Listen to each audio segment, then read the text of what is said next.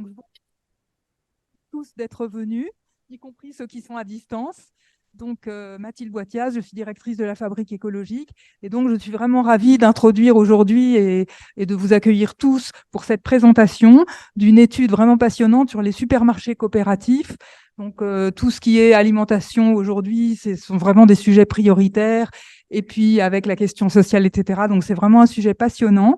Et je vais donc remercier aussi tous les intervenants d'être venus, tous les participants, y compris les intervenants à distance. Et je laisse la parole à Jill Madelena, qui a réalisé cette étude. Et je remercie également la Fondation Carasso, grâce à qui nous avons pu faire ce travail. Effectivement, bonsoir à toutes et tous. Merci pour tous les intervenants, intervenantes d'être présents ce soir. Je vous les présente dans l'ordre peut-être en partant du fond. Jean-François Herry, membre fondateur et salarié de la Louve, que je vais présenter juste après. Ensuite, Elisabeth Juste et Marion Pellissier, membres des 400 Coop, également supermarché coopératif parisien. Ensuite, Denise Mirou, membre du conseil coopératif et membre tout court de Coop 14. Ensuite, à ma droite, Hajar El Karmouni, maîtresse de conférence en sciences de gestion à l'Épicène, chercheuse à l'Institut de recherche en gestion de l'Université Paris-Est-Créteil. Vous avez soutenu votre thèse sur la Louve il y a quelques années et vous continuez de travailler sur les dynamiques citoyennes, de réappropriation du sujet de la question de l'alimentation et puis sur d'autres sujets aussi liés à l'écologie. Et puis à distance, nous avons Eva Chevalier, qui est présidente de Super Cafouche, qui est une coopérative située à Madron, qui est un membre historique de La Cagette, qui est un supermarché coopératif situé à Montpellier.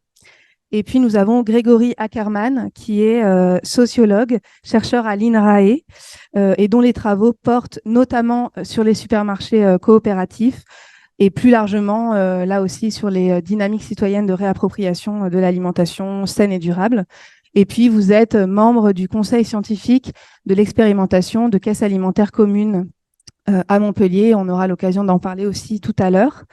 Alors effectivement, en fait, nous organisons cet événement à l'occasion de la sortie d'une étude que nous avons réalisée sur les supermarchés coopératifs. Donc ce soir, on ne va pas vraiment rentrer dans les détails de l'étude qui est assez longue. En fait, elle sera publiée sur notre site demain. Mais du coup, là, c'est plus un événement qui vise à enrichir par la présence justement de nombreux supermarchés et puis de 2 chercheurs et chercheuses. Peut-être juste en introduction, vous dire que il existe en fait aujourd'hui une diversité de supermarchés coopératifs, peut-être presque autant de nuances que de structures.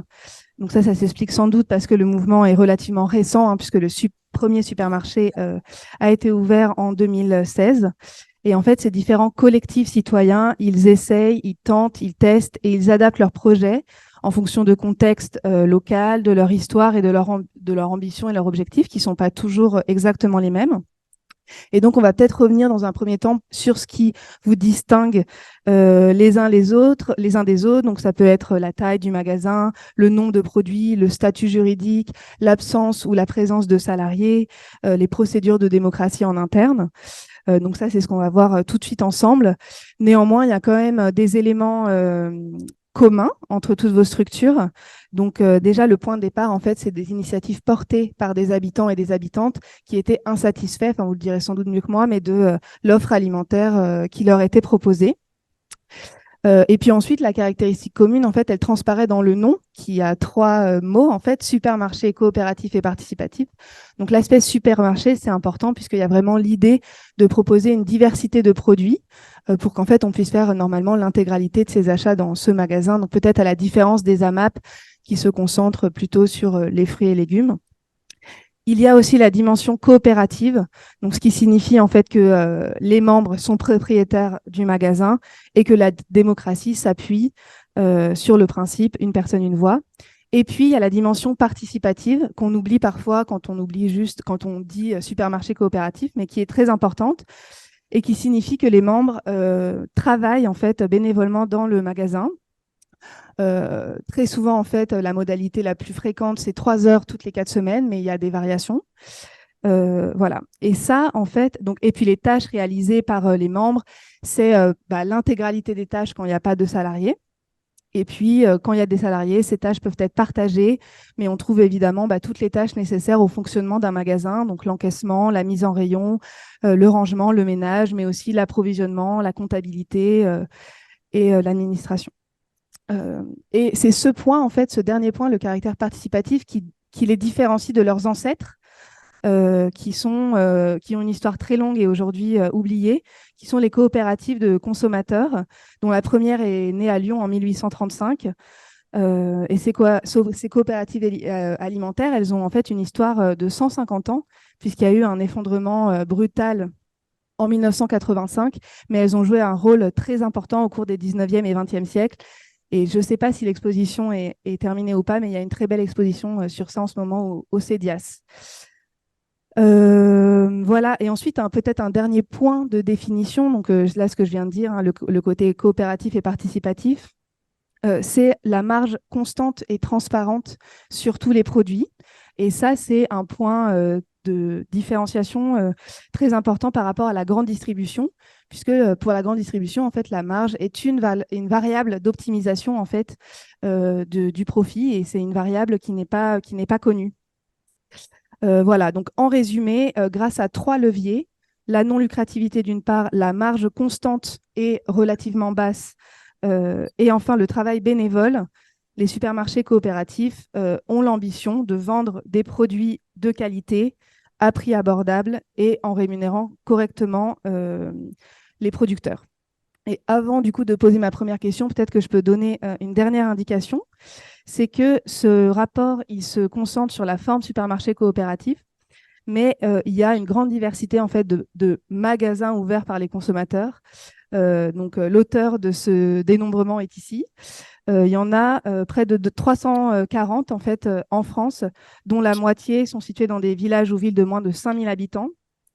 Et donc, voilà, ces magasins, ils ne font pas l'objet du rapport ni de ce débat ce soir, mais il faut savoir qu'il y a donc une famille plus grande de magasins ouverts par des consommateurs que simplement les supermarchés coopératifs. Donc, voilà pour l'introduction. Du coup, assez naturellement, je me tourne d'abord vers la Louve. Donc, Jean-François Herry. Donc, comme j'ai dit, vous êtes membre fondateur et aujourd'hui salarié. Donc, la Louve, c'est le premier supermarché coopératif et participatif de ce nom en France, qui a ouvert ses portes en 2016 à Paris, dans le 18e arrondissement. Et votre supermarché, il en a inspiré et accompagné plein d'autres depuis en France. Alors vous réunissez aujourd'hui, si je compte en membres actifs, 3600 personnes, ou peut-être vous direz un peu plus. Un peu plus, je sais pas si Et peut-être 9500, pardon. Peut-être un peu plus, je Ouais, sais pas peut-être un peu exactement. plus, en tout cas, les derniers chiffres que j'ai regardés, c'était ça. Pour une surface totale de près de 1500 mètres carrés, dont 800 de surface de vente. Et vous êtes 150. 12 salariés. Donc, ma première question, c'est que vous défendez une forme assez précise de supermarché coopératif avec des exigences en termes de surface, de nombre de références, la présence de salariés. Donc, vous pouvez nous présenter un petit peu ce modèle et pourquoi c'est celui-là aujourd'hui que vous défendez? Bonjour. Eh ben, en fait, on a inspiré, quand vous dites qu'on a inspiré plusieurs coopératives ici, je pense que nous, on a premièrement été inspiré par la Park Slope, qui est un supermarché coopératif qui était le seul prévaillant depuis 73, à leur naissance. Et nous, c'est un supermarché qu'on a étudié énormément avant de commencer.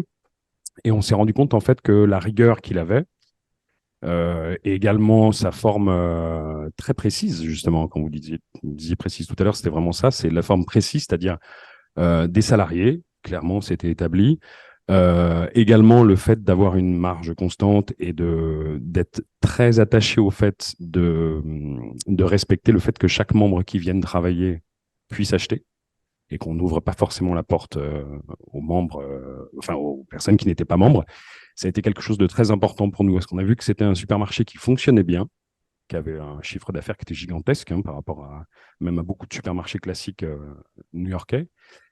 Et du coup, en fait, les deux initiateurs de l'idée, donc Tom et Brian, ont tenté de la réflexion pour essayer de l'amener en France. Et en fait, on s'est rendu compte que c'était jouable pour les mêmes raisons. Et en fait, on est parti là-dessus avec la même rigueur, en essayant d'avoir la même rigueur. Alors évidemment, c'est quelque chose qui n'est pas évident, donc on a mis du temps. Mais aujourd'hui, c'est vrai que c'est peut-être pour ça qu'il fonctionne bien, qu'il a passé les différentes crises.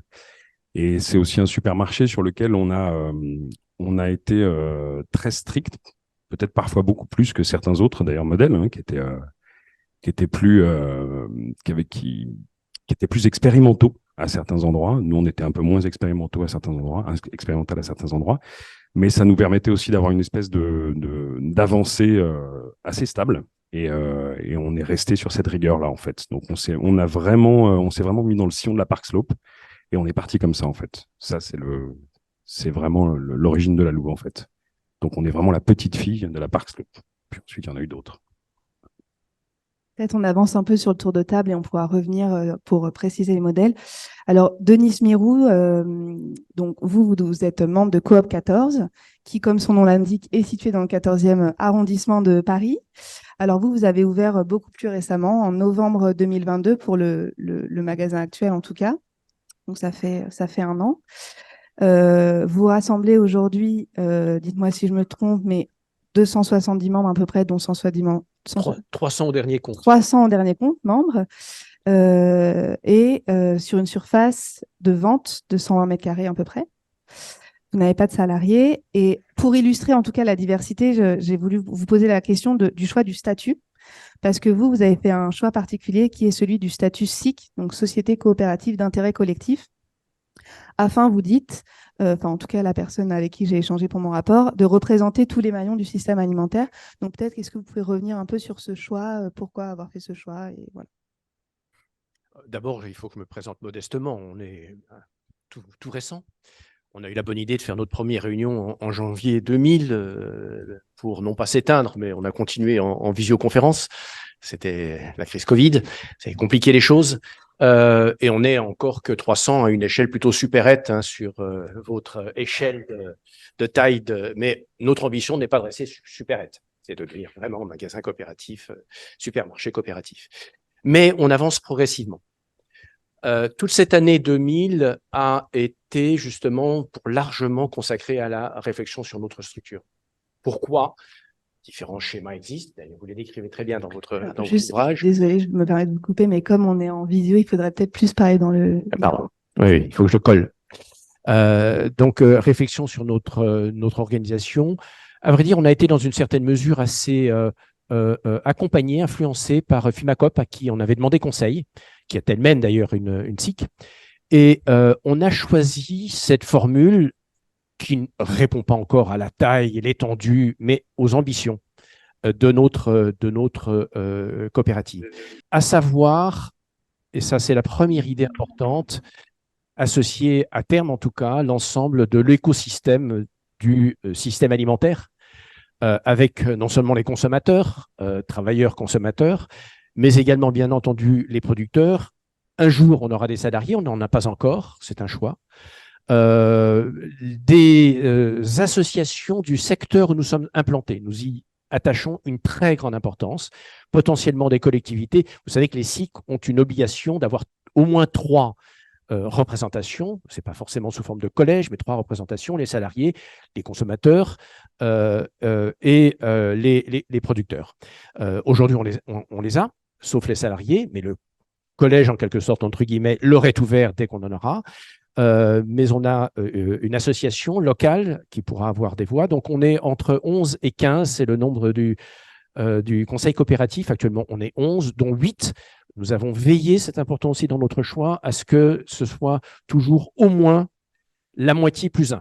Donc, on est majoritaire, quelle que soit l'évolution du nombre de représentations. Ça, c'était un critère important. Donc, associer, premier critère, associer à terme l'ensemble de l'écosystème des acteurs. Les producteurs s'étend aussi bien aux producteurs, parce qu'on en a des producteurs directs qui font partie, il y en a 2 de notre conseil coopératif, mais peut-être aussi des intermédiaires en circuit court, un seul. On a des bons contacts et peut-être qu'un jour, on aura aussi un fournisseur de ce type-là.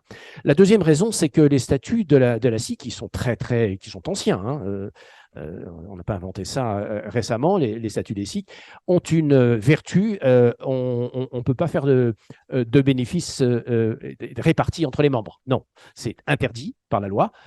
Donc, ces bénéfices, s'il en est, ce n'est pas notre cas, hein. On n'est pas encore dans un régime de bénéfices, mais il y en aura un jour, on l'espère.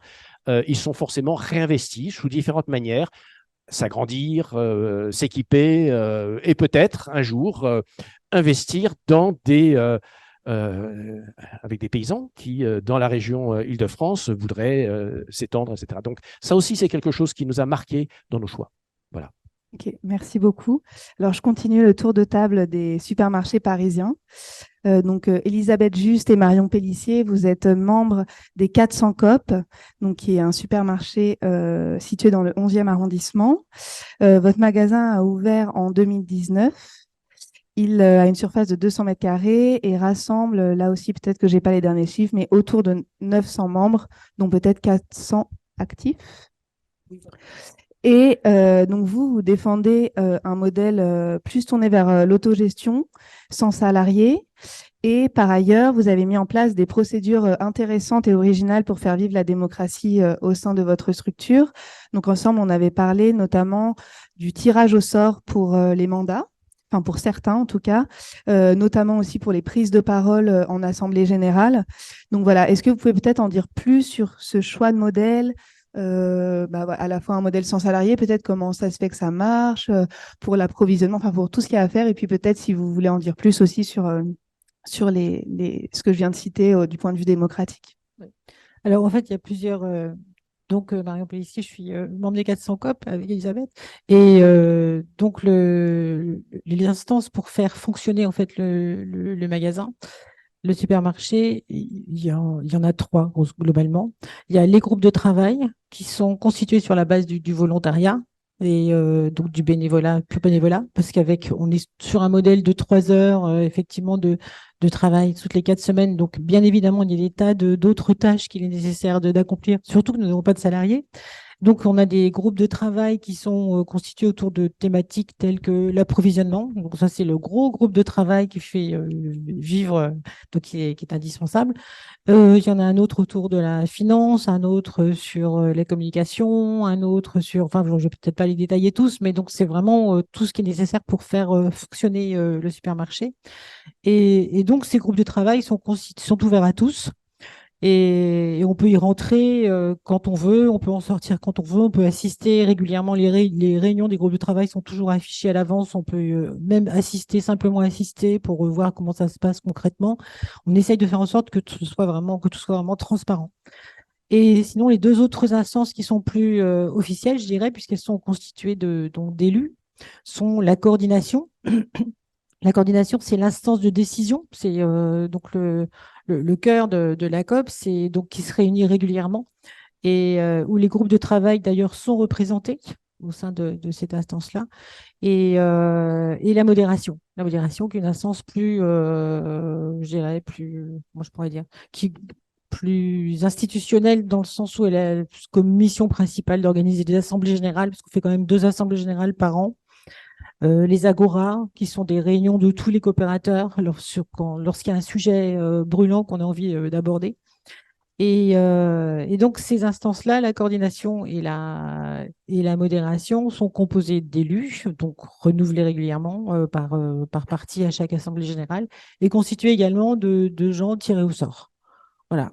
Cela dit, le tirage au sort, donc parmi les coopérateurs évidemment, le tirage au sort n'impose pas, si quelqu'un veut absolument pas, n'a absolument pas de temps, voilà, on ne lui impose pas d'accepter le sort, mais généralement ça marche les gens. Enfin, il y a bien au moins une personne sur 2 qui accepte, qui ne s'est pas présentée spontanément, mais qui accepte de participer. Voilà. Et donc ça, c'est une structure, je pense pas qu'elle soit... en fait, nous, on a tout copié de la Louve. Je pense que ça existe chez vous aussi, la coopération, la modération, la coordination. D'accord. En fait, nous, on s'est beaucoup basé, hein, je vais être tout à fait honnête, on s'est basé, comme vous le précisiez d'ailleurs, hein, vous avez inspiré d'autres coopératives, on s'est beaucoup basé sur votre expérience pour bâtir ne serait-ce que nos statuts et le fonctionnement. Et Et au-delà de ces groupes qui paraissent un peu comme ça réfugiés institutionnels, on a aussi des agoras, donc comme je disais, qu'on met en place lorsqu'il y a un sujet que quelqu'un propose, et il faut qu'il y ait quand même plusieurs personnes qui soient d'accord pour le proposer. Et dans ce cas-là, on organise des échanges qui peuvent rassembler tous les membres pour prendre des décisions. Alors ça peut être le choix de certaines orientations, par exemple, sur le choix des produits, ou voilà, c'est des sujets variés qui peuvent toucher tout le monde. Vous souhaitez ajouter quelque chose sur les 400 COP? Alors, je continue le tour de table virtuel des supermarchés coopératifs. Donc, Charles Gaudron, vous êtes membre de la Cagette, qui est située à Montpellier, membre historique de la Cagette et aujourd'hui responsable de la communication. Donc, la Cagette, comme je disais, est située à Montpellier. Il a ouvert ses portes en 2017, il me semble. Rassemble aujourd'hui plus de 4000 membres, dont 2000 membres actifs. Alors peut-être que ça, j'ai oublié de le préciser, mais être membre, c'est avoir pris des parts en fait dans la coopérative, et membre actif, c'est venir y faire ses courses en fait. Donc la surface totale de votre magasin est d'environ 430 mètres carrés, dont 180 pour l'espace de vente. Et voilà, la question que je voulais vous poser, parce que finalement, vous êtes un modèle assez hybride. Et lors de nos échanges, on avait aussi parlé de ça. Donc, vous articulez en fait à la fois la présence de nombreux salariés. Donc, si ça n'a pas changé depuis, vous êtes 7 actuellement. Et une implication importante des membres, puisque vous avez mis en place 31 groupes de travail. Donc, un peu sur le même principe que ce qui vient d'être présenté. Donc, c'est un nombre assez élevé. Et puis, en fait, vous faites le constat que la participation est assez bonne.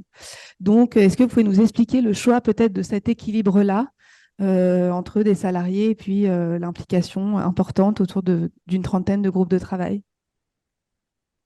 Alors le choix, il s'est fait de manière un peu organique, c'est-à-dire qu'on a avancé depuis l'idée du projet jusqu'à maintenant au fur et à mesure sur deux grands axes. D'une part, la question de la distribution alimentaire, il fallait qu'on apprenne le métier. Ça, c'était un des deux axes. Et l'autre axe, ça a toujours été de se pencher sur la gouvernance, ce qu'on fait depuis le début et on continue depuis le début, parce que ça nous semblait être un élément prépondérant et très important de notre impulsion et de notre envie. Alors, petit à petit, en fait, c'était un challenge et un défi, c'était d'essayer de trouver comment faire pour à la fois pour pouvoir prendre des décisions rapidement, pour que tout le monde puisse participer s'il en a envie, mais qu'il n'y ait pas d'obligation de participer, pour que chacun puisse trouver sa place, pour qu'on reste agile, efficace et pertinent, rapide, qu'on soit pas une assemblée générale permanente. Voilà, c'est un peu tous ces éléments-là qui, au fil du temps, ont fait que on s'est organisé petit à petit selon un système proche de l'holacratie, où donc un comité de travail existe parce qu'il a une raison d'être, vient dans ce comité de travail qui veut y venir. Pour participer à un comité de travail, il faut accepter de prendre une redevabilité des activités de ce comité. Et sinon, tout le monde peut venir assister aux réunions des comités. Mais pour y participer et y avoir une voix, quand je dis une voix pour parler et participer, il faut accepter de prendre des redevabilités, c'est-à-dire de faire des choses. Voilà, c'est un peu ça le principe. On peut venir, on peut repartir. L'idée, c'était d'essayer de mettre en place un système dans lequel les gens, en fonction de leur vie, de leur activité, il y a des gens qui ont du temps pendant un moment, qui n'en ont plus après. Donc, essayer de faire en sorte que le moins de personnes possible ne soient pas remplaçables, puisque dans ce type d'activité, il y a des gens qui viennent, il y a des gens qui repartent. Donc, comment faire pour maintenir une continuité des activités quand il y a des gens qui arrivent et des gens qui repartent. Donc, on a mis en place un peu des systèmes qui permettent d'avoir un historique de ce que font les comités. D'avoir toujours des ordres du jour précis, d'être un peu structuré pour le fonctionnement des comités. Et je dirais pas au centre, mais comme un peu comme une sorte d'aiguillage central. Il y a ce que nous appelons la table ronde, qui est composée de tous les salariés, qui est composé des responsables des comités permanents. Alors les comités permanents, c'est des comités qui ont une vitaux pour la CAGET, comme par exemple la comptabilité ou la gestion ou moi la communication, ou c'est-à-dire des personnes qui ont tout le temps quelque chose à dire de précis ou besoin d'avoir une information permanente. Et les responsables des comités, qui font partie du programme de l'année. Chaque année, on met en place un programme. Et mettre en place un programme, ça veut dire qu'un certain nombre de sujets vont être portés par certains comités. Et quand on dit porter, c'est-à-dire que c'est des sujets sur lesquels on va mettre du temps salarié. Ça ne veut pas dire que les autres comités ne peuvent pas porter des projets, mais on choisit un certain nombre de projets sur lesquels on décide pendant l'année de mettre du temps salarié. Et donc, ce sont des projets qu'on a choisi comme étant un peu plus prépondérant, c'est le programme de l'année. Et donc, pour ces sujets-là, on considère que les responsables des comités qui portent ce programme de l'année pendant cette année, vont faire partie de la table ronde pour pouvoir justement suivre et faire suivre aux autres, semaine après semaine, l'avancée du programme de l'année. Voilà un petit peu comment on est structuré.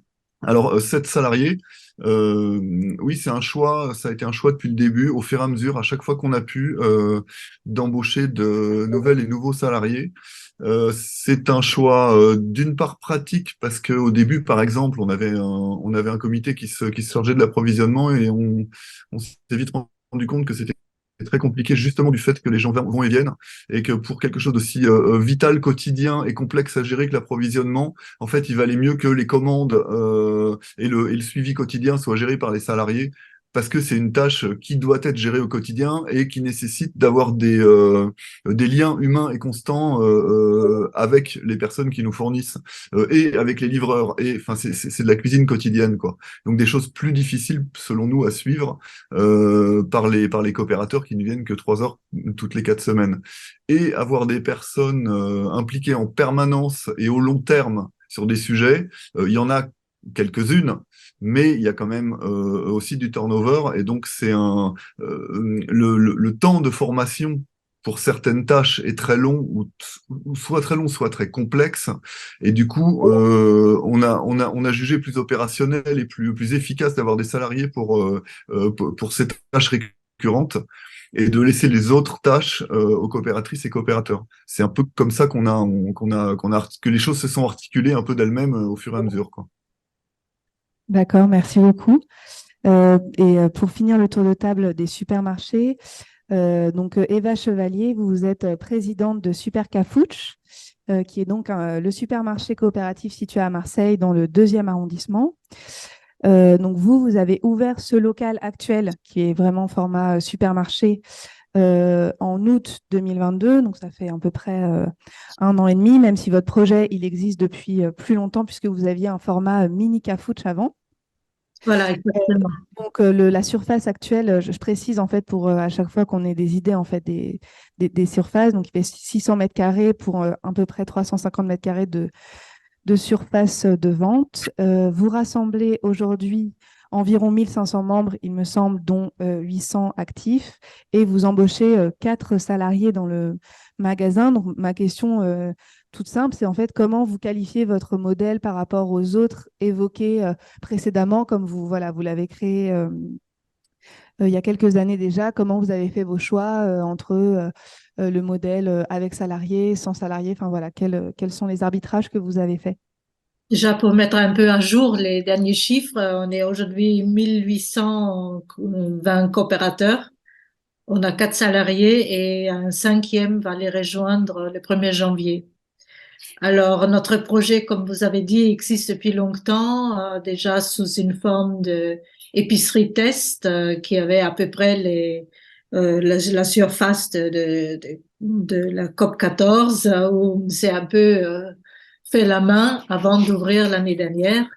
Et on s'est beaucoup inspiré, évidemment, par de la Louve et de la Cagette, qui est peut-être notre plus proche partenaire, et sur leur fonctionnement, on base beaucoup notre fonctionnement à nous. Parce qu'on a repris cette idée des comités et de tables rondes et qui rassemblent en fait les référents de différents groupes de travail et de différents comités.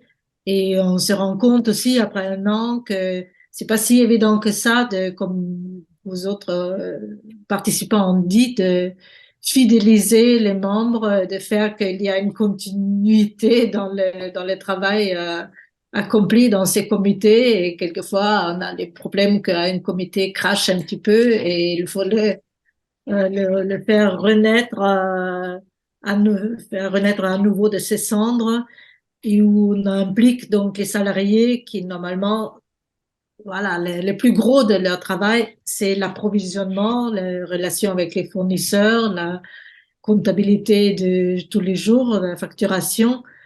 Et il y a un comité aussi produit qui devrait les épauler un petit peu dans la recherche de produits ou de informations sur les produits, ce qui est pas toujours sans heurte entre les salariés qui font en fait le travail au quotidien et les autres personnes qui sont là un peu au gré de leur implication et de leur volonté de faire certaines choses et pas d'autres. Mais sinon, alors, nos modèles sont là, on s'inspire d'eux et de leurs expériences qui nous ont permis d'évoluer dans un cadre qui nous convient quand même très bien parce qu'il a été déjà expérimenté par des autres. D'accord, merci beaucoup. En fait, l'idée effectivement de ce premier échange, c'était juste de donner un aperçu de tous les choix et de toutes les options possibles quand on veut créer un supermarché coopératif. Il y a la question du statut juridique, du choix des salariés, du choix de l'implication des membres. Donc, on ne va pas aller plus loin sur cette question-là parce qu'on va y revenir peut-être si vous avez des questions. Par contre, je vous propose de discuter maintenant de la place de l'écologie dans les rayons en fait des supermarchés. Donc effectivement, en tant que la fabrique écologique, c'est une question très importante pour nous. Et en 2 mots, on voit effectivement que l'équation est très complexe sur le sujet alimentaire, mais comme dans d'autres. Et effectivement, aujourd'hui, on voit que c'est difficile de faire concilier une alimentation saine et durable d'un côté et puis abordable de l'autre, dans un contexte là d'inflation qu'on connaît, mais en fait c'est plus structurel que ça, où aujourd'hui la part de la population qui n'arrive pas à se nourrir explose. On a eu les alertes encore des associations d'aide alimentaire à la rentrée. Et puis au-delà de cette question, on a vraiment le fait de se nourrir, enfin on a à peu près la moitié de la population qui déclare ne pas se nourrir comme elle le souhaiterait si on regarde les dimensions qualitatives, cette fois d'un point de vue sanitaire et écologique. Et donc effectivement, là, les supermarchés coopératifs ont peut-être un rôle à jouer. Donc, je vais peut-être aborder ça sous trois aspects. Peut-être d'abord le choix des produits, ensuite la question du prix des produits et peut-être la troisième sous-partie, conséquence, est-ce que cela marche? Donc, pour le choix des produits, d'abord, vous posez la question à la Louve, Jean-François Herry. Donc, vous avez fait le choix dès le départ et comme d'autres, après vous et sans doute comme peut-être la Park Slope Food, d'ouvrir à tous les produits sans aspect moralisateur. Donc, il y a évidemment des produits écologiques dans votre magasin, mais pas que. Donc, est-ce que vous pouvez nous expliquer pourquoi ce choix? On m'entend? Je sais pas. Oui. Le choix, en fait, initial, on a commencé par les gammes de produits qu'on pouvait mettre en place, puis ensuite sont venus quelques mois après les produits conventionnels. C'est vrai que ça a fait un tollé quand on a mis les produits conventionnels, parce qu'évidemment, on aurait rêvé de pouvoir avoir que des produits bio. Et la Louve, pour l'instant, je pense qu'elle est autour de 70% de produits bio. Donc, c'est quand même très majoritaire, voire même peut-être plus, je pense. Peut-être plus proche des 80, je ne sais pas. Et je pense que du coup, on est quand même c'est très bio. Après, la volonté de la Louve, comme ce que je disais tout à l'heure, l'idée, en fait, c'était vraiment d'être un supermarché très inclusif, plus qu'exclusif, on va dire. Et du coup, de permettre en fait à tout le monde de trouver son chemin en fait dans sa consommation, sans jugement, sans essayer de créer ce que Tom pouvait appeler un club de temps en temps, c'est-à-dire des gens qui ne veulent que du bio ou des gens qui ne voudraient que du local. Et ça nous posait un petit peu problème parce que c'était difficile à gérer. au regard des critères en fait qui sont les critères en fait sur lesquels vous choisissez vos courses. Ça peut être le fait que ce soit local, mais ça peut être aussi, par exemple, pour les acheteurs, le fait que logistiquement ça soit possible, que les prix soient intéressants, que ça soit pas trop cher, que ça soit bio. Il y a plusieurs critères en fait comme ça. Et la combinaison des critères, en fait, ne peut pas donner un produit qui soit optimum sur tous les critères. C'est pas possible. On peut pas avoir un produit bio, local, pas cher, logistiquement, qui soit très simple à avoir, sans qu'il y ait et avec une écologie parfaite, sans véhicule, quoi que ce soit. C'est pas possible. C'est pas possible. Donc, en fait, on a choisi d'avoir l'ensemble des produits, de rester sur la dimension très inclusive et de dire aux gens, bah, choisissez vos produits en fonction, en conscience. Et du coup, d'avoir une large gamme de produits. Je regardais, enfin, on doit avoir un peu plus de 6000 références.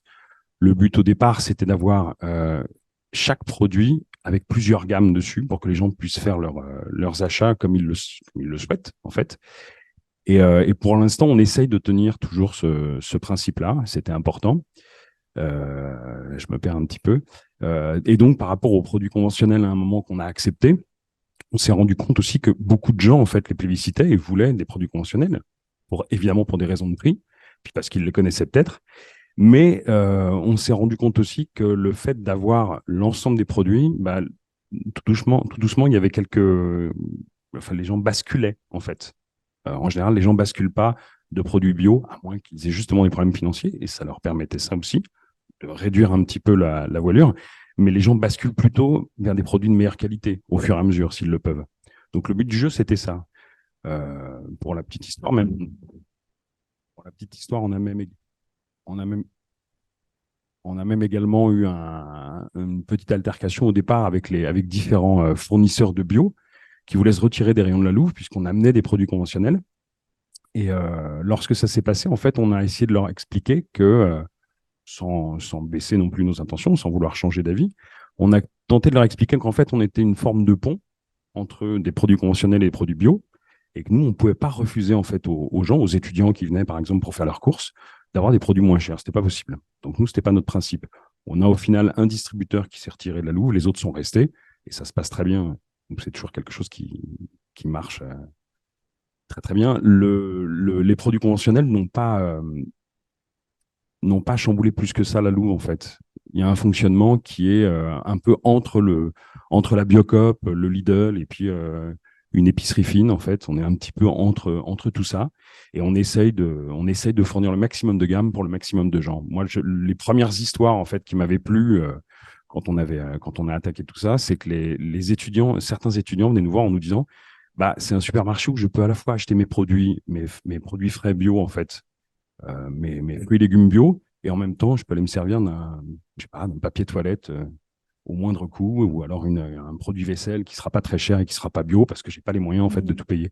Donc, ils faisaient un choix dans ces produits et ils se permettaient ça en fait vous voyez un petit peu dans ces achats. Donc, c'était cette liberté d'achat qui nous plaisait aussi. Et là, la Park Slope s'en sort très bien depuis 45 ans, 49 exactement, de cette manière-là en fait. On voulait pas également, ce que je disais tout à l'heure par rapport à ce que disait Tom, c'est qu'on voulait absolument pas être un club. On voulait ouvrir au maximum et que la Louve soit un outil en fait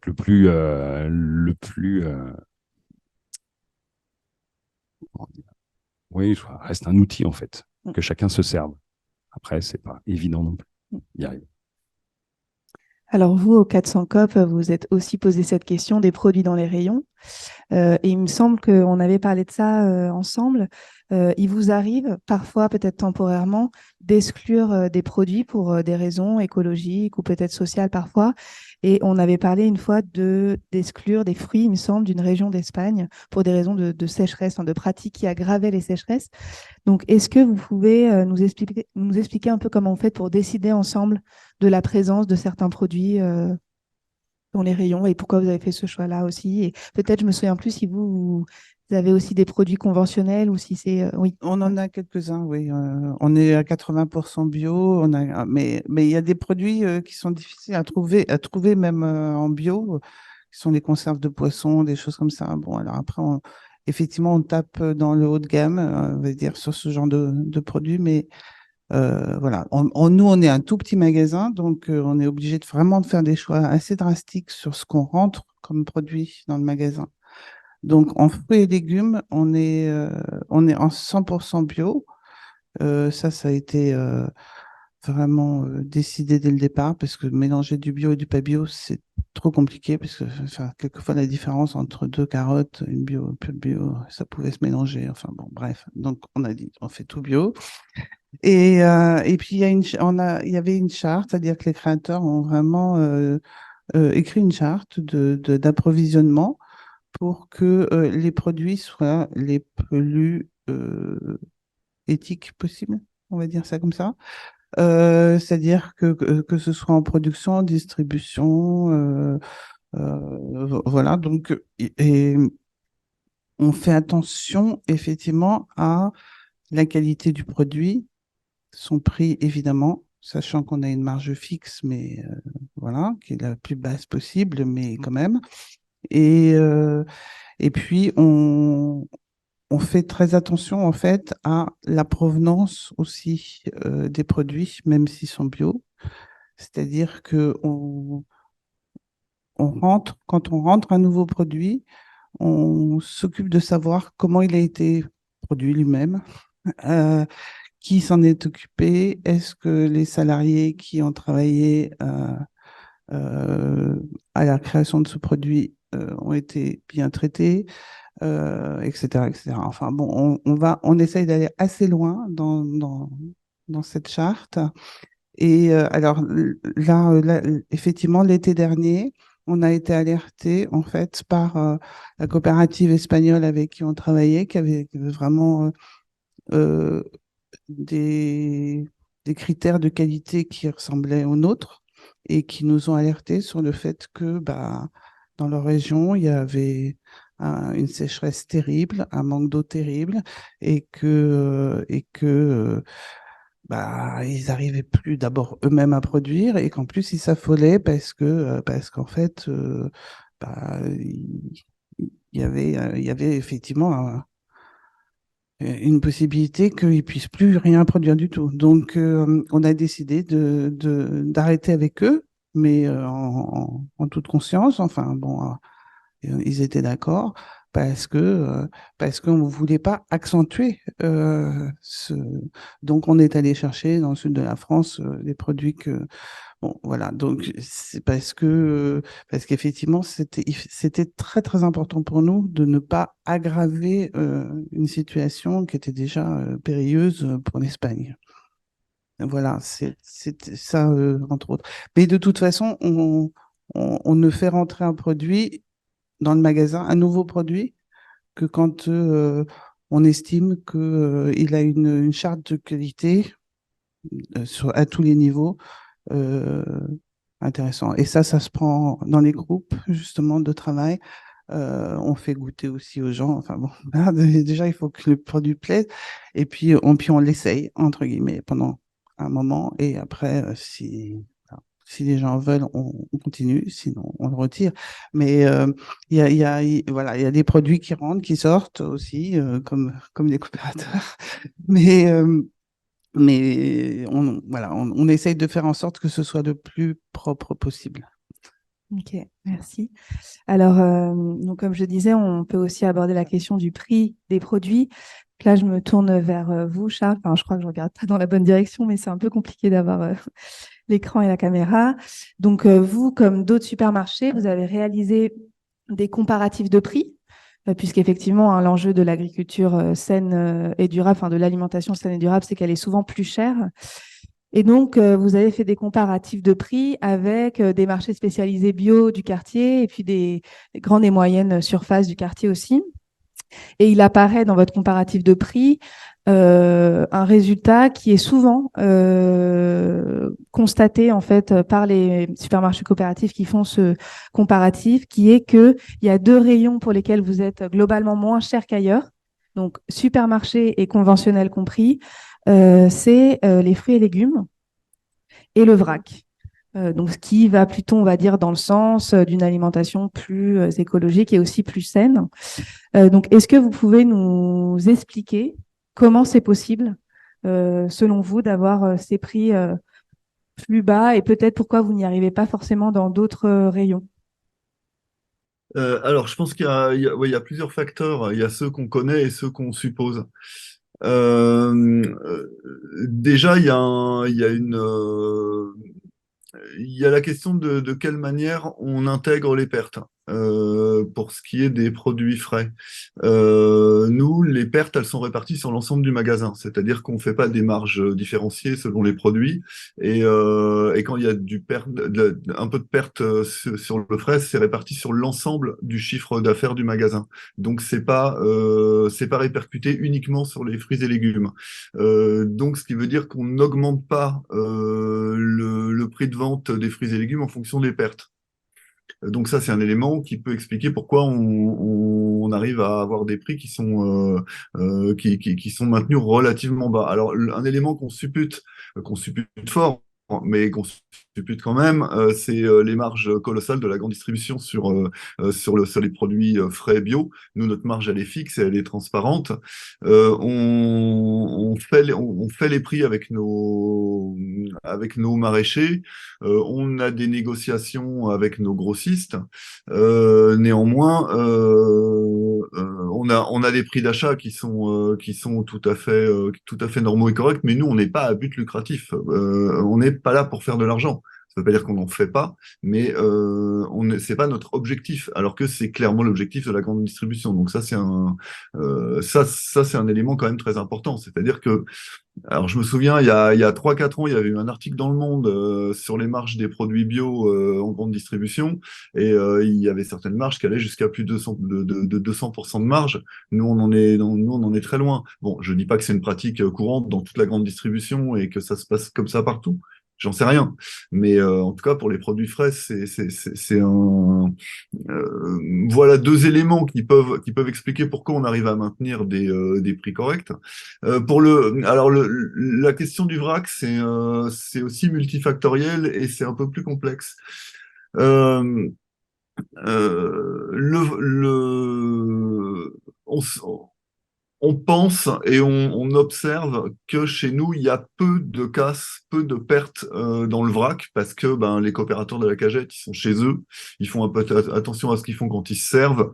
Et globalement, il y a pas beaucoup de gruges, c'est-à-dire que les gens prennent un produit vrac et ils vont peser le produit qu'ils ont pris. Dans la grande distribution, les gens prennent du vrac. S'il y a trois riz à trois prix différents, ils prendront le riz le plus cher et ils le pèseront au poids du riz le moins cher. Il y a beaucoup de pertes, on le voit d'ailleurs en dessous des silos de vrac en grande distribution, c'est toujours très sale, il y a tout le temps quelqu'un qui est en train de nettoyer parce que ça tombe de partout, donc je pense qu'ils ont beaucoup de pertes. Maintenant, donc ça, c'est un élément, je pense, pour lequel on arrive à avoir du vrac, je pense, un prix correct, c'est qu'on n'a pas besoin d'appliquer une grosse marge. On applique notre marge unique sur le vrac parce que on n'escompte pas énormément de pertes. Et puis aussi, quand il y en a, de la même manière que les produits frais, c'est réparti sur l'ensemble du magasin. C'est-à-dire qu'en gros, c'est pas reporté directement sur les produits vrac. Alors maintenant sur la question écologique. euh, alors pour le vrac, si on parle des emballages, c'est aussi une question compliquée. Est-ce que pour l'instant le vrac est positif d'un point de vue écologique concernant sur la question des emballages? Pour l'instant, je pense que non. Maintenant, il faudrait que quelqu'un fasse l'étude précise. Mais le fait est que en pratique, qu'est-ce qui se passe? On reçoit des sacs de vrac d'une quinzaine de kilos qui sont emballés en général dans des films plastiques très épais. Il va falloir les manipuler, il va falloir les mettre dans des silos, et ensuite tout le monde va prendre des sachets papier alors chez nous c'est des sachets papier pour prendre sa dose de vrac. Alors ok, les gens prendront la quantité qui leur convient, néanmoins ils repartiront avec un sachet papier. Donc ce qui veut dire que pour une quantité donnée de produits de vrac, il y aura eu un gros emballage plastique d'origine, et ensuite X quantité d'emballage papier qui vont repartir avec le consommateur.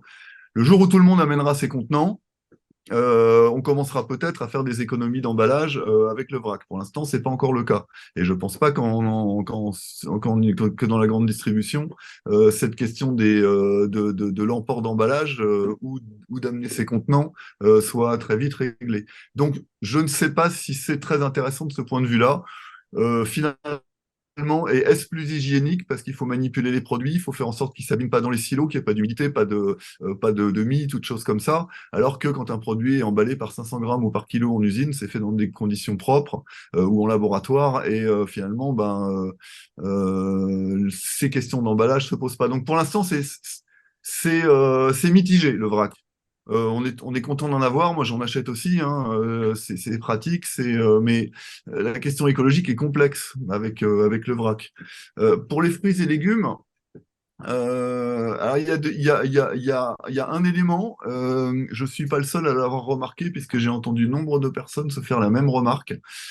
C'est que quand on recommence à manger des produits, des légumes et des fruits de bonne qualité, qui ont poussé dans des bonnes conditions, qui sont donc pas pleins de flotte, on s'aperçoit qu'on est mieux nourri et qu'on en mange un peu moins. Donc finalement, ça compense aussi en partie donc on en achète une quantité moins grande, donc finalement ça coûte un peu moins cher. Donc la différence de prix qui peut éventuellement y avoir entre du conventionnel et du bio, elle est aussi à tempérer parce que on peut aussi s'alimenter un peu mieux avec. Et plusieurs personnes m'ont fait cette remarque et je me suis dit, mais je suis pas le seul à avoir remarqué ça, ça m'a fait assez plaisir. Et c'est vrai que le jour où on a commencé à avoir, par exemple, au début à la cagette, il y a quelques années maintenant, mais des carottes qui avaient poussé dans la terre dans des bonnes conditions, je me suis dit, ah, mais c'était vrai, c'est vrai, je m'en souvenais de ce goût de carotte. Ça fait des années que je mangeais du savon et que là, je remange des vraies carottes qui ont un goût de carotte et ça fait vraiment plaisir. Et c'est vrai que voilà, sur la question écologique, il y a peut-être aussi ces éléments-là à prendre en compte. Peut-être justement, du coup, pour faire la transition, Grégory Ackermann, vous avez étudié, je ne sais pas si ça marche, oui, on m'entend. Vous avez étudié l'évolution des pratiques d'achat des membres de la Cagette, si je ne me trompe pas. Donc, quelles sont les évolutions que vous avez observées? Est-ce qu'on constate une écologisation des pratiques? Et si oui ou sinon, pourquoi? Enfin, quelles sont les dynamiques en cours? Bonsoir, oui, je vais essayer de répondre à ces questions parce que j'ai étudié les pratiques des coopérateurs de la Cagette de différentes façons. D'une part, au travers d'un questionnaire qui a été diffusé auprès d'un millier on a eu 1 millier de réponses.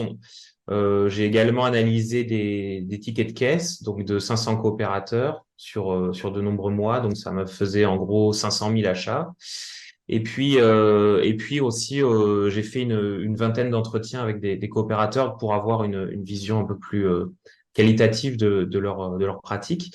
Et donc, ce qu'on peut voir, c'est qu'effectivement, il y a des changements. D'une part, on a des coopérateurs qui déclarent avoir changé leur pratique. Ça, c'est à peu près un quart qui déclarent avoir changé leur pratique. Il y en a qui déclarent avoir beaucoup changé leur pratique d'ailleurs. Il y en a à peu près un tiers qui disent avoir arrêté d'acheter certains produits depuis qu'ils sont arrivés au supermarché coopératif. Et notamment, ce sont des produits très transformés, des produits industriels, des produits raffinés.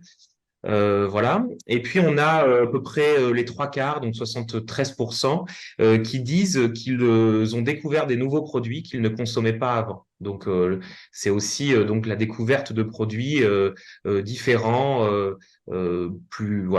qui peuvent rentrer aussi dans des diètes écologiques, avec, je veux dire végétales, avec souvent des gens qui peuvent dire avoir découvert aussi des produits qui permettent de réduire la consommation de viande. Donc ça, ce sont donc des changements déclarés. On peut aussi se baser du coup sur l'analyse des achats. Donc j'ai pu analyser les évolutions des achats donc de 500 coopérateurs. Et ce qu'on voit, c'est que de manière générale, on a plus de gens qui augmentent leur consommation de fruits et légumes, leur consommation de produits bio ou leur consommation de produits en vrac que de gens qui diminuent. En gros, on a 20% de ces 500 personnes qui avaient tendance à diminuer donc ces consommations de bio, de vrac ou de fruits et légumes, alors qu'on avait 30% des gens qui avaient tendance à augmenter leur consommation de fruits et légumes et même 40% qui avaient tendance à augmenter leur consommation de bio. Alors, qu'est-ce que ça veut dire? On ne sait pas exactement ce que ça veut dire. Pourquoi? Parce que on ne sait pas si c'est finalement bien des phénomènes d'augmentation générale de la consommation de bio et de fruits et légumes, ou si c'est plutôt des phénomènes de report. Pourquoi? Parce que le panier moyen à la cagette, c'est environ 160 €. Et quand on regarde à peu près la dépense alimentaire d'un foyer français, c'est plutôt 480 €. Par personne, c'est autour de 280. Donc, ce qui est sûr, c'est que les gens qui sont à la cagette font aussi des courses ailleurs. Et du coup, on ne sait pas si on est sur des phénomènes plutôt de division des pratiques, c'est-à-dire qu'on va se mettre à pratiquer de manière écologique dans les supermarchés coopératifs.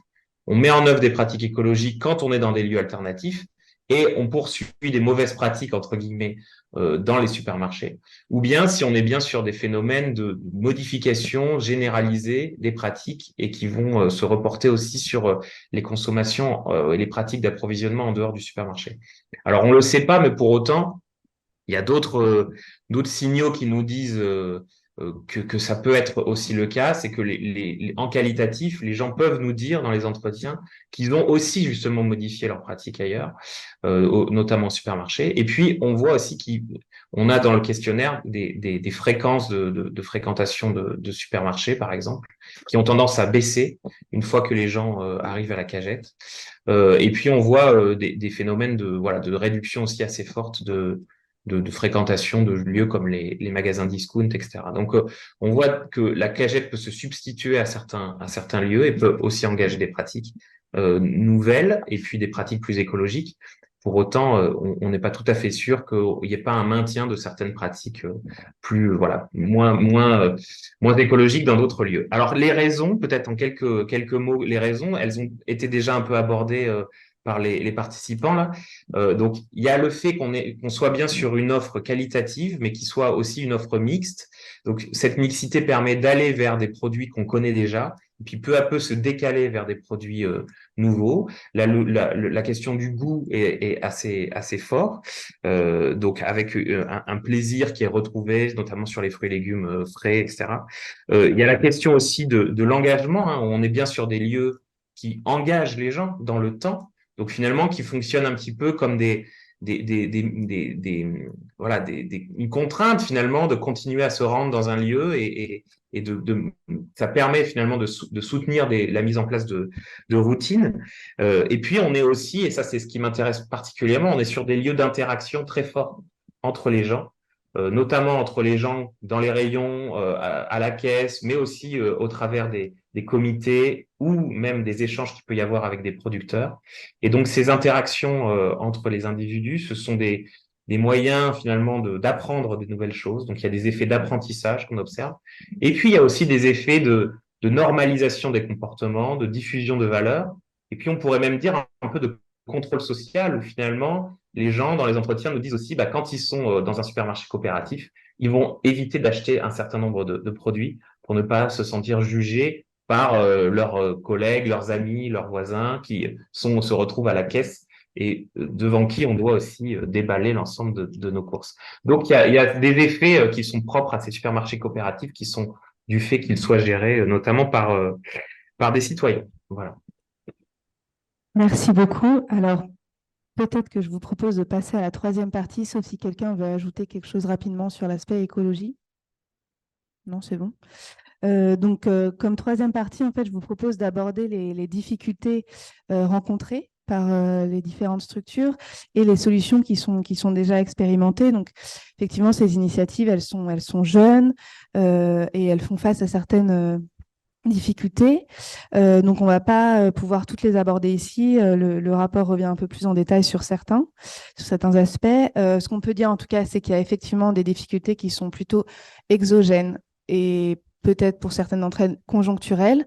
Donc, on peut parler de la difficulté de trouver un local, par exemple, dans un contexte de foncier très tendu, avec des locaux très chers. Donc, voilà, ça, c'est quand même extérieur et pas tellement conjoncturel que ça. Et puis, on a effectivement des facteurs extérieurs et plus conjoncturels comme l'inflation, qui concerne les prix alimentaires, mais aussi les prix de l'énergie. Donc, je pense que plusieurs d'entre vous ont dû faire face à des factures énergétiques élevées et ont dû faire des arbitrages parfois Par exemple, quelqu'un m'a raconté de fermer une des chambres froides. Donc, ça peut quand même avoir des impacts assez lourds. Et puis, il y a des difficultés internes. Je vous propose d'en évoquer deux. La première, c'est la question du travail bénévole. Donc, il y a quelqu'un qui vient d'en parler en commentaire, j'ai vu, et de l'implication des membres, de comment réussir finalement, ou pas d'ailleurs, est-ce que c'est souhaitable, de maintenir l'implication des membres, parce que comme je l'ai dit en introduction, vous avez rappelé, c'est bien ça qui distingue les coopératives alimentaires du XXIe siècle de leurs ancêtres du XIXe et XXe siècle, où là, il n'était pas nécessaire de fournir un travail bénévole. Alors du coup, je vous donne enfin la parole à Jarel Carmouni. Donc vous, dans vos travaux de recherche, vous avez mis notamment l'accent sur ce point, pas que, mais en tout cas, vous avez mis l'accent sur la tension que génère ce que vous avez appelé le triple statut, coopérateur, consommateur et travailleur. Est-ce que vous pouvez peut-être d'une part nous partager un peu vos réflexions sur cet aspect, et puis si j'anticipe peut-être un peu, dans l'un de vos articles, vous formulez l'hypothèse que ces tensions, elles pourraient peut-être disparaître si la figure du travailleur reculait. Donc voilà. Pour vous répondre aux questions, je vais faire un petit retour historique et rappeler qu'en fait, au 19e siècle, au début du 20e siècle, les sociétés coopératives de consommation se sont constituées dans un contexte où des ouvriers ne trouvent pas d'alternative à l'achat de produits de mauvaise qualité, de frauduleux, à des prix qui sont considérés comme étant faramineux, usuraires même. Et donc, le but des coopératives de consommateurs, c'est d'acheter des produits de première nécessité à des prix de gros pour les revendre à prix coûtant. Et on a ce travail bénévole qui était assuré à l'époque par les administrateurs et qui sont portés par aussi la volonté de faire de la coopérative une école de démocratie. Donc, la coopérative existe à la fois pour permettre l'accès à ces produits-là de première nécessité à des prix abordables pour l'ouvrier, et aussi que ça soit une école à la démocratie où il y a plusieurs personnes qui sont issues du milieu syndical ou qui font de la politique à différents niveaux, qui sont les administrateurs des coopératives. Et donc, à côté de cette volonté-là de promouvoir un bien-être général, par l'émancipation économique des travailleurs, il y a cette vision-là politique très forte. Et en même temps, on souhaite avoir davantage de coopérateurs pour pouvoir négocier les prix. En fait, il y a toujours cette idée-là de négociation des prix. Et donc, déjà historiquement, on a cette tension-là entre le coopérateur qui, à la fois, qui détient une part, mais en même temps, en fait, il faut qu'on grossisse, qu'on ait plus de coopérateurs. Et donc, on vient mettre un petit peu en sourdine la portée politique du projet. Donc ça, c'est historiquement. Avec l'apparition des coopératives, des nouvelles coopératives où le travail a une importance très importante, une très grande importance, dans le sens où le modèle se base en partie sur le travail travail des coopérateurs. Il y a une troisième dimension, en fait, il y a une troisième tension qui peut être générée. Donc, on a donc à la fois cette tension entre la qualité de coopérateur et de consommateur, c'est-à-dire qu'en fait, un coopérateur qui est engagé dans un projet politique pour proposer une alternative, qui dans tous les supermarchés, lors de leur constitution, il y a cette volonté-là de transformer, voire sortir du système marchand, et un consommateur que le prix d'achat des marchandises et la praticité d'achat ça veut dire que cette logique économique prend le dessus. C'est-à-dire, en fait, il y a cette volonté de proposer une alternative et de sortir du marché. C'est-à-dire, en fait, c'est un projet politique, même si certains n'assument pas forcément ce projet politique-là. en disant que en fait, le projet politique, c'est aussi acheter, c'est faire le choix de produits, c'est ça le projet politique. Donc, en fait, n'est pas forcément assumé par toutes les coopératives de consommateurs d'aujourd'hui. Mais en tout cas, on a de toutes les manières, en fait, le premier, ce qui attire ce qui attire le coopérateur, c'est le fait d'avoir un prix qui soit plus bas, le prix, qui soit plus bas que pour des produits à qualité similaire. En fait, ça va être formulé différemment en fonction des supermarchés coopératifs. Et donc, en fait, on a cette qualité-là de consommateur qui prend encore le dessus. Donc, comme ça a été déjà documenté auparavant. Et ça, c'est le fait de dire, en fait, on va comparer entre les différents produits et en fonction, on va prendre peut-être le moins cher. Et c'est aussi se comparer aux autres. En fait, tous les témoignages qu'on a eus ce soir, c'est le supermarché coopératif se compare soit au supermarché bio, soit au supermarché conventionnel. Donc, en fait, on est toujours en fait, dans le côté consommateur, le projet économique finalement qui prend le dessus. Et on a c'est aussi un autre exemple, c'est aussi quand on arrive, quand on arrive au supermarché, le fait de prendre le panier, de se comporter comme un consommateur, donc qui est face à un choix et qui va faire des arbitrages au-delà de peut-être qu'il y a une transformation, ça a été souligné il y a une transformation dans les pratiques, mais comment elle opère la transformation, comment elle s'ancre, mais on reste quand même dans quelque chose où on va prendre un panier, on va le remplir en suivant un parcours client qui est imaginé, c'est-à-dire que même l'agencement du supermarché, même l'agencement du magasin, c'est un agencement comme un supermarché, et plus il est ressemblant, plus ça va être mis en évidence qu'en fait, on est face à un supermarché, vous le soulignez aussi dans le rapport. On peut arriver à la caisse et déposer le panier. Et peut-être que ceux qui sont dans les supermarchés coopératifs ont déjà expérimenté ça. Donc, poser le panier et attendre, en fait, être dans cette optique de service. Donc, on a à ce niveau-là, en fait, voilà, on a cet élément-là qui prend le dessus, en fait, l'économique qui prend le dessus sur la dimension politique. Et on a cette dernière dimension-là du travailleur. Le travailleur, là, on n'a pas, certains, on en a parlé aussi ce soir, on a des groupes de travail, on parle d'allocratie, de comment on organise le travail pour qu'il soit le plus efficace possible, pour qu'on puisse avoir des individus qui sont interchangeables, pour qu'ils puissent, et par ailleurs,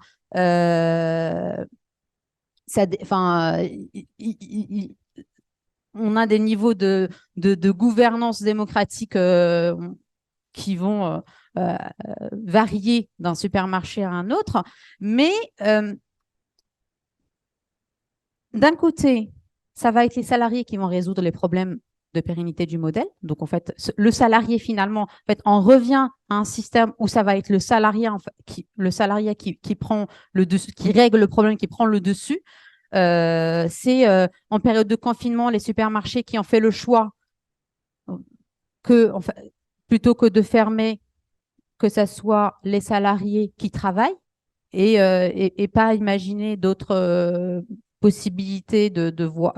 C'est-à-dire qu'en fait, on a le travailleur, mais salarié, qui va assurer le travail, ça d'une part, et d'autre part, le travailleur qui est assigné à une efficacité pendant soit son shift, soit quand il rentre dans des groupes de travail et qui, parce qu'il s'est investi pendant la constitution du supermarché, peut-être qu'à la suite, il va avoir un emploi salarié, c'est-à-dire qu'on va avoir une professionnalisation du bénévole jusqu'à l'amener au salariat, ou qui va avoir une plus grande possibilité de prendre la parole et prendre les décisions dans les comités qui sont censés être des comités démocratiques que sont l'Assemblée ou autres moments de prise de décision.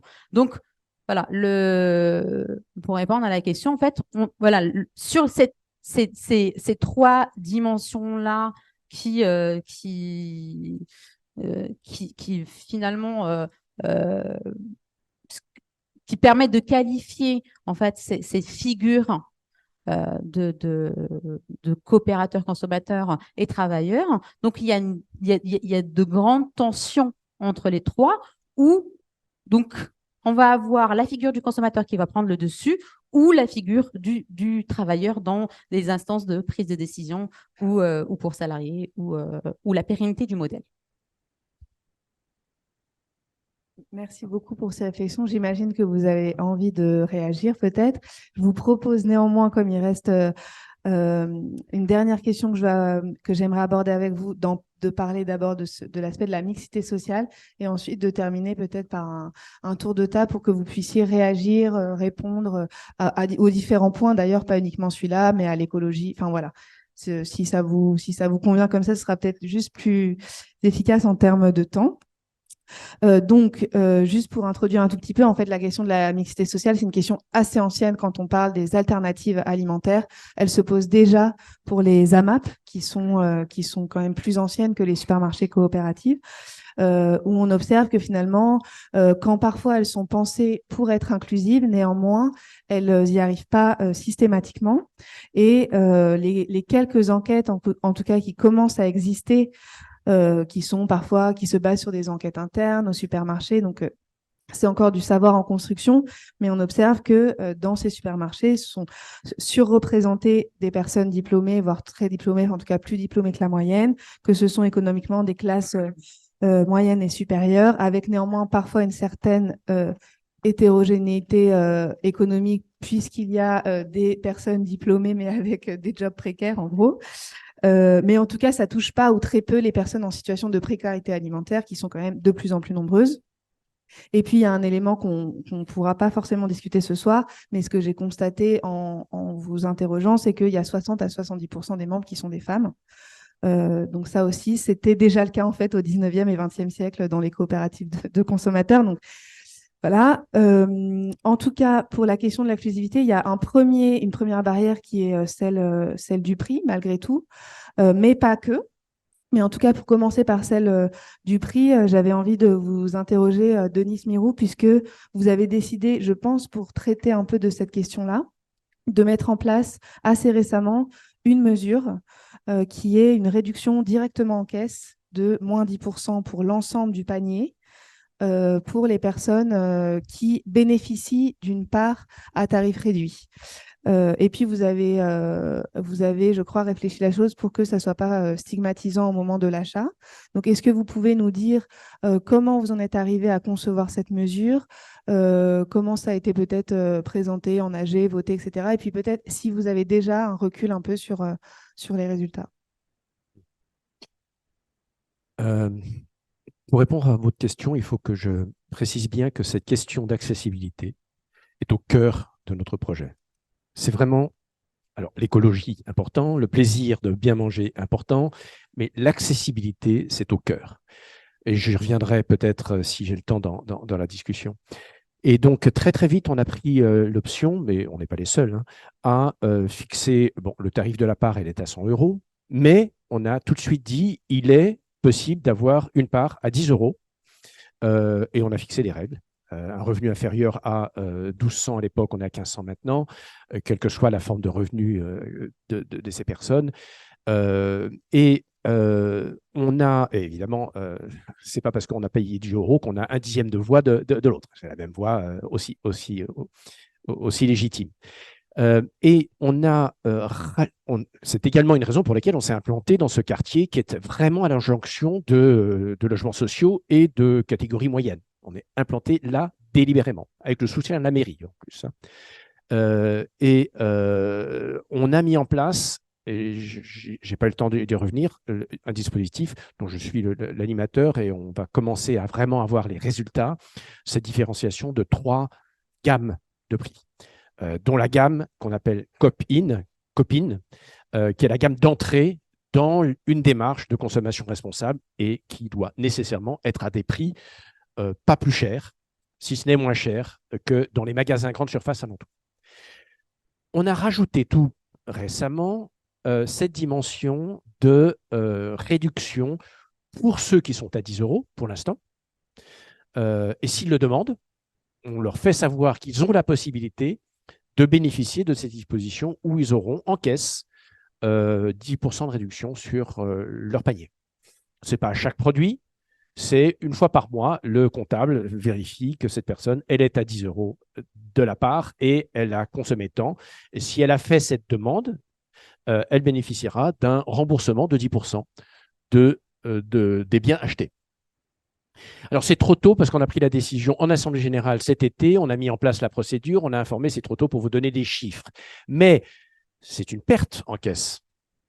Et donc, comment est-ce qu'on compense? Parce qu'on a un trésorier très attentif à l'équilibre, ultra attentif à l'équilibre. Donc, en fait, dans un premier temps, et peut-être que ça va durer, on demande que d'autres COP acceptent de compenser au travers de un don équivalent. Donc, par exemple, mon foyer contribue tous les mois, on a un virement tous les mois de 15 € par mois, qui représente en gros les 10% du panier moyen.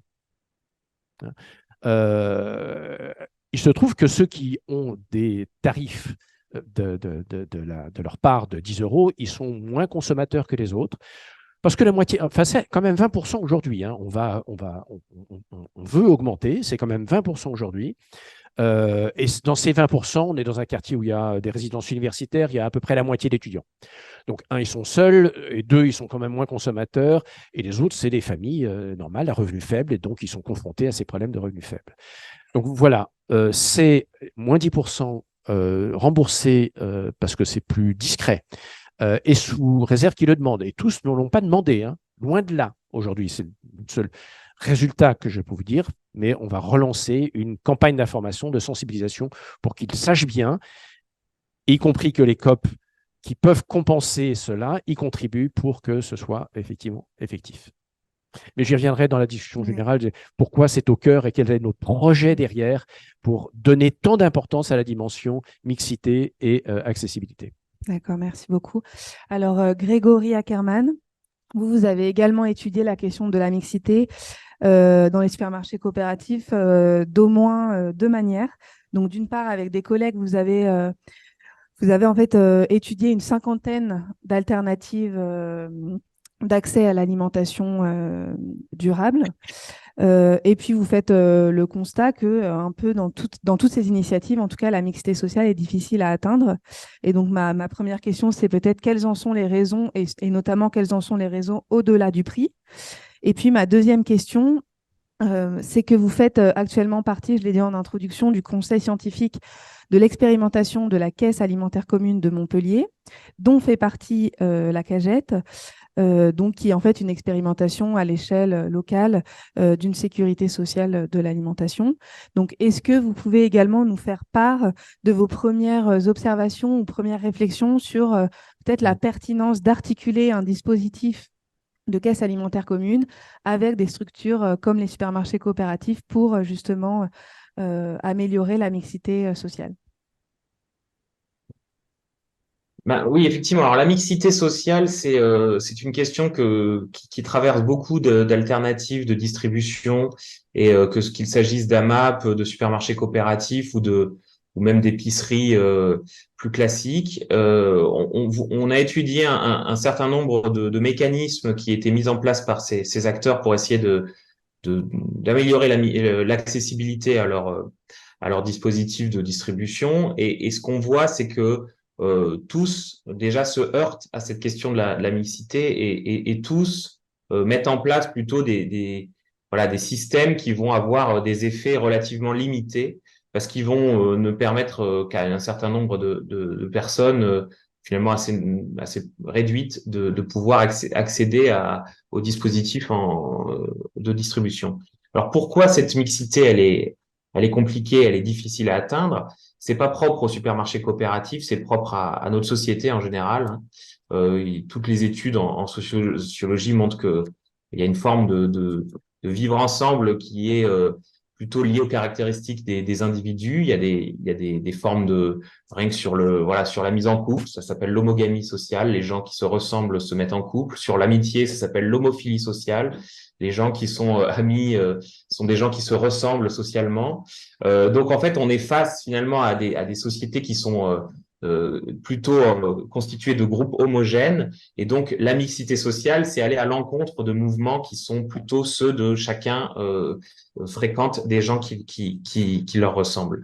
Ce qui signifie qu'on est face à des enjeux qui sont forts et qui ne concernent pas que des questions économiques, et qui vont aussi concerner des questions de pratique, de comment on a envie de vivre ensemble, comment on a envie d'organiser ensemble l'alimentation, qu'est-ce qu'on mange, et comment finalement on arrive à s'entendre sur ce qu'on peut ensemble faire.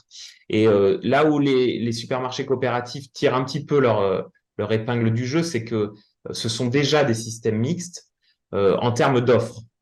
Ça a été dit, mais on a cette mixité de produits de qualité et de produits conventionnels, ce qui finalement permet à presque tout le monde de pouvoir trouver des produits qui leur conviennent. Et ensuite, on peut avoir éventuellement donc des mouvements de transformation des pratiques, comme j'ai expliqué tout à l'heure. Pour autant, ça reste bien des lieux qui sont quand même relativement homogènes en termes de population. Donc, ça a été dit, on a des gens qui sont finalement très diplômés. À la Cagette, c'était 82% de gens qui ont un bac+2 et plus, alors qu'à l'échelle de la France, je crois qu'on est plutôt autour de 26% ou 36%, quelque chose comme ça. Sur la question des types d'emplois à la Cagette, c'est 49% de cadres, alors qu'à l'échelle de la France, on est à 13,6% ou des choses comme ça, ou ce genre de chiffres. Je dis peut-être un petit peu non, oui, c'est ça, 13%. Et c'est pareil sur les secteurs d'activité. Par exemple, à la Cagette, c'est 25% de gens qui travaillent dans le champ de l'éducation, alors qu'en France, on est plutôt autour de, pareil, 12-13%. Donc, on est déjà sur des gens qui sont finalement assez typiques et donc qui vont très facilement s'entendre pour pouvoir trouver des moyens d'avancer sur leur projet. Et finalement, c'est plus facile pour eux de construire un supermarché coopératif parce qu'ils portent à peu près les mêmes objectifs, les mêmes valeurs, la même vision politique. Et finalement, ils généralement de cette question de l'ouverture, de l'accessibilité. Et ils la pensent d'ailleurs souvent, ces groupes, en termes d'ouverture et non pas en termes de comment on permet à un groupe mixte de construire quelque chose de commun, mais plutôt comment essayer de rendre accessible quelque chose qui a été construit par un groupe homogène. Et tout vient de ce problème-là, finalement, c'est que on est souvent sur des gens qui se ressemblent, qui créent des dispositifs pour eux, et ensuite qui se posent la question de comment ouvrir quelque chose qu'ils ont conçu pour eux à des gens qui sont différents d'eux. Voilà le problème. Donc, on a des gens qui ont trouvé des solutions, hein, qui finalement ont constitué des groupes dans des quartiers, notamment autour des groupements d'achat vrac, par exemple, où on voit des épiceries.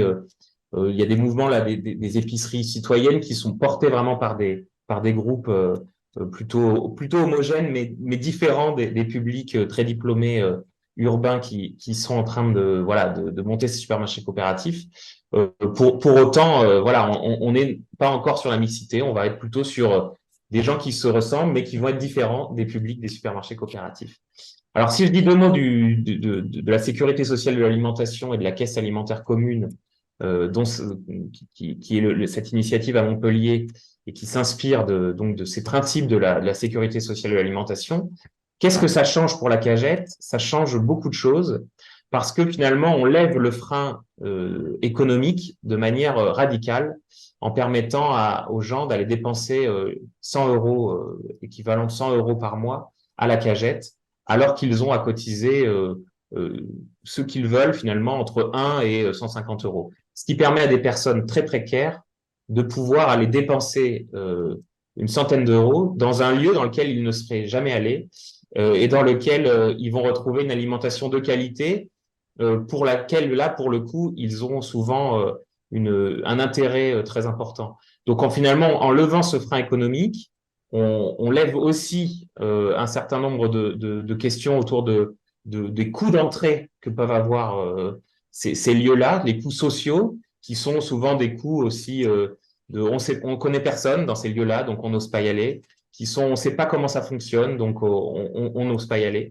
Et là, finalement, cette quête alimentaire commune, bah, elle oriente très directement les gens vers la cagette. Et donc, d'un coup, ben, elle contraint en quelque sorte des profils qui sont très éloignés de la population habituelle de la cagette à s'approprier ce dispositif-là et à faire leurs courses à l'intérieur. Ce qu'on ne sait pas, moi, ce qui va m'intéresser beaucoup, c'est comment finalement ces publics vont réussir ou non à s'approprier ce dispositif et toutes les règles qui régissent ce modèle-là avec notamment cette question des participations de 3 heures par mois, qui est aussi un frein assez important pour des publics qui parfois n'ont pas tout à fait la même manière d'organiser leur emploi du temps, qui ont des difficultés parfois aussi à pouvoir s'investir 3 heures par mois parce qu'ils ont des questions autour de la garde d'enfants, etc. Donc en tout cas, on va pouvoir étudier ça, mais c'est un levier très important pour créer de la mixité dans les supermarchés coopératifs. Merci beaucoup. Donc, il est déjà 20 heures, c'est l'heure à laquelle on est censé terminer. Donc, s'il y en a parmi vous qui ont des impératifs et qui devaient partir, bah, allez-y.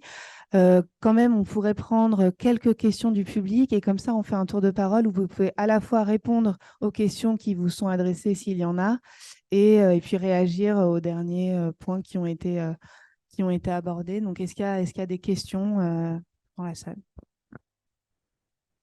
Bonjour. Merci beaucoup pour vos retours d'expérience et pour cette table ronde qui était très intéressante. Moi, j'ai une question parce qu'on s'est posé. En fait, je suis parti d'une association. On a fondé une épicerie coopérative en quelque sorte sur le campus de notre école et on s'est posé beaucoup de questions. Alors, c'est ce que vous avez évoqué au départ, mais sur quels produits mettre en vente. Est-ce que notamment, pour vous citer l'exemple, la viande, mais aussi les amandes ou alors la pâte à tartiner ou des produits comme ça. On s'est demandé, est-ce qu'on devait... Parce que j'ai compris que il y avait un arbitrage à faire entre le conventionnel et le non conventionnel, que je comprends parce que pour les raisons économiques, etc. Mais pour les questions d'habitude de consommation qu'il faut changer, est-ce que vous avez des nouvelles idées? J'avais pensé peut-être à des quotas, mais à la fois ce mot fait un peu peur souvent. Voilà. Est-ce que vous avez des initiatives ou des réflexions à partager? Merci. À Saint-Denis, dans la banlieue nord, la question de la mixité, c'est ce qui a porté notre projet. Nous avons à Saint-Denis alors, première idée, nous avons à Saint-Denis 3 épiceries. C'est-à-dire que nous avons choisi des quartiers. Non pas une grosse unité, mais des quartiers, pour essayer justement d'avancer vers cette mixité. La deuxième réflexion que nous avons portée, et on l'a entendu ce soir, c'est que les prix ne soient pas trop chers. Dans nos 3 épiceries, nous margeons à 0. C'est-à-dire que nous revendons tous les produits le prix que nous avons acheté. Et nos 3 épiceries sont placées au bas d'une cité. Donc on s'est posé la question avant. Comment on pourrait être le plus près possible des hommes et des femmes des quartiers? Alors, est-ce que ça a marché? Je vous dirais que non, ça n'a pas vraiment bien marché. Donc c'est bien, on rejoint là les commentaires de Ackerman, plus de ton prénom, tu me pardonneras, Grégory. C'est-à-dire que ça va au-delà du prix, ça va au-delà du lieu, ça va au-delà de la forme. Petite épicerie de quartier, on a 1 millier de produits dans chaque épicerie. C'est des produits bio et non bio. C'est pas cher. Et ça marche très moyennement. Donc c'est très intéressant le commentaire que Grégory a signalé plutôt, pas rappelé. Quant à Montpellier, et je vais le contacter, ça me branche beaucoup. Est-ce qu'il y a des questions en visio? Alors pour ça, il faudrait peut-être l'écrire sur le chat ou la réécrire. Et en attendant, bah, peut-être on peut commencer le tour de table, si vous voulez ajouter. Est-ce qu'il y a quelque chose qui vous fait réagir, que vous voulez ajouter? Non plus. Bah, on se dirige vers une fin à l'heure alors, ou peut-être... Non, personne? En visio non plus, Charles, Grégory, Clotilde? qui je vois, qui est connecté. Pas de questions.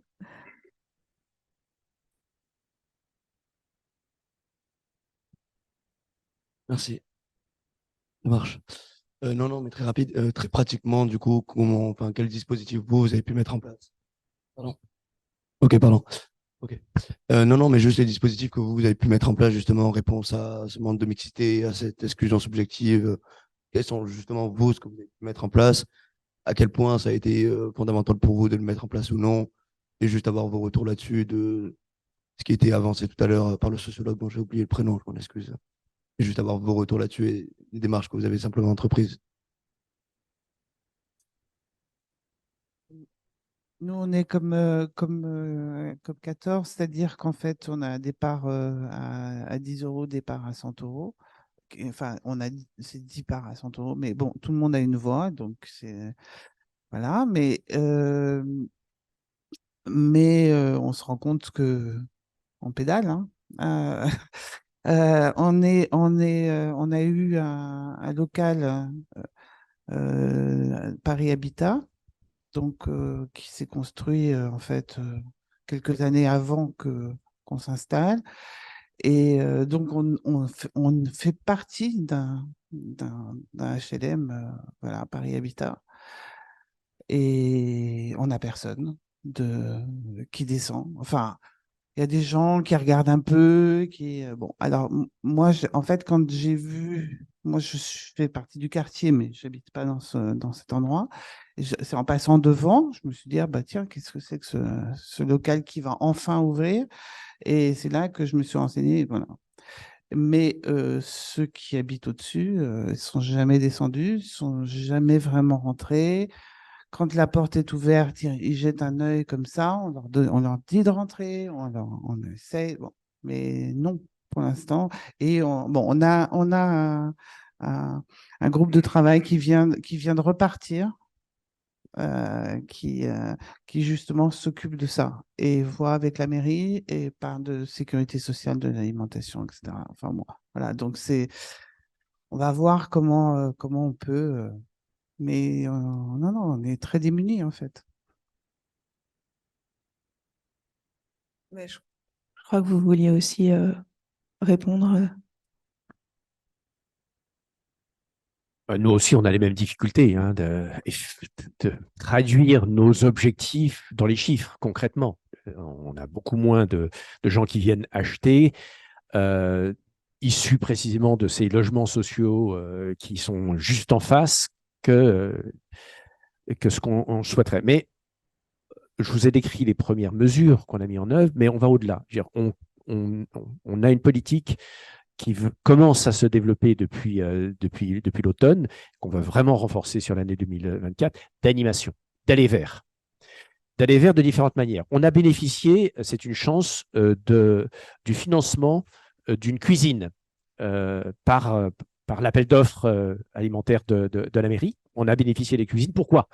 Justement pour faire des ateliers cuisine. Et là, on va s'adresser évidemment principalement aux mamans qui sont en face avec la RIVP, parce qu'il se trouve qu'on a une responsable du comité de quartier et des logements sociaux en face RIVP qui distribue nos flyers à l'intérieur de la maison. On a des interactions très, très fortes avec la RIVP qui transmet les informations. Donc, on a déjà des ateliers cuisine réguliers, y compris avec des associations créées localement. Donc, ça, c'est une manière d'attirer, non pas nécessairement que la contrainte, ce n'est pas d'acheter. La contrainte, il n'y a pas de contrainte. Vous êtes intéressé à venir apprendre à faire un petit déjeuner avec des produits soit récupérés, soit, enfin, toutes sortes d'idées qui peuvent venir. Et également des ateliers à thème. On a fait je ne vais pas vous les lister. Donc, on a pas mal des jeux. Parce qu'on veut aussi faire de l'éducation populaire, dans le vieux sens du mot, éducation populaire, aux aspects écologiques, aux aspects aussi qualité nutritionnelle. Nous, on y est attachés, particulièrement. On ne trouvera pas du Nutella chez nous. Ce n'est pas qu'on est moralisateur, c'est qu'on considère que ça fait aussi partie de notre mission que d'apporter des informations sur la bonne bouffe. et pas la junk food. Donc voilà, toute une série de dispositifs au-delà du prix, auquel on est très attaché, qui essayent d'aller vers ces populations par des jeux, par des ateliers cuisine, par des animations de différentes natures. Mais on n'est pas encore, on est très loin du compte. Merci. Alors, j'ai vu qu'il y avait une question dans le chat. Effectivement, donc la question posée, c'est est-ce que le travail bénévole n'explique pas aussi les prix plus bas par une minimisation en fait de la masse salariale? Donc, si effectivement, je l'ai peut-être évoqué en introduction, mais alors je me souviens plus du chiffre pour la Louve. Aujourd'hui, il y a 12 salariés, mais ça aurait peut-être été 14 et ça aurait été, je crois que vous l'aviez estimé, combien il aurait fallu de salariés sans le travail des coopérateurs, peut-être de l'ordre d'une soixantaine, il me semble avoir écrit quelque chose comme ça. Soixantaine, je ne sais pas si Voilà. c'est une soixantaine, c'est difficile, mais on avait regardé Voilà. les petits supermarchés en fait, qui étaient autour de nous, les petits Franprix, des choses comme ça, enfin les petits Franprix qui avaient la même taille que nous, hein. Ils étaient entre 30 et 40 salariés si on faisait l'ensemble des... La somme en fait des tâches nécessairement réalisables par un salarié dans un supermarché. Il y avait à peu près 30 ou 40 salariés à minima. Donc effectivement, hein, c'était les 3 leviers que je mentionnais en introduction pour essayer d'offrir des prix plus bas. C'est la non-lucrativité, le travail bénévole et la marge constante. Donc je vous propose de conclure peut-être pour respecter l'horaire et puis on peut discuter un peu plus informellement après. En tout cas, pour vous dire que tous les aspects qu'on a tout juste évoqués, ils sont abordés dans l'étude qu'on a publiée, enfin qu'on publiera demain sur le site de la Fabrique écologique. Il y a aussi une mine d'informations sur le forum des supermarchés coopératifs. Et voilà, donc c'était une première discussion. Vous en avez déjà eu entre vous les uns les autres, effectivement. Mais du coup, voilà, c'est à creuser. Il y a, en tout cas, oui, je voulais aussi ajouter quelque chose pour la question de la mixité sociale, c'est quand on lit les travaux d'historiens, d'historiennes qui ont travaillé sur les coopératives du 19e siècle, on voit que la part d'ouvriers, d'artisans et d'agriculteurs est très élevée dans ces coopératives. Donc, ce n'est pas une fatalité. Effectivement, il faut peut-être repenser la manière dont soit elles sont créées, comme le dit Grégory, ou la manière dont elles peuvent peut-être évoluer, mais il n'y a pas forcément de fatalité là-dedans. Voilà. Je vous remercie en tout cas pour votre attention et votre participation ce soir.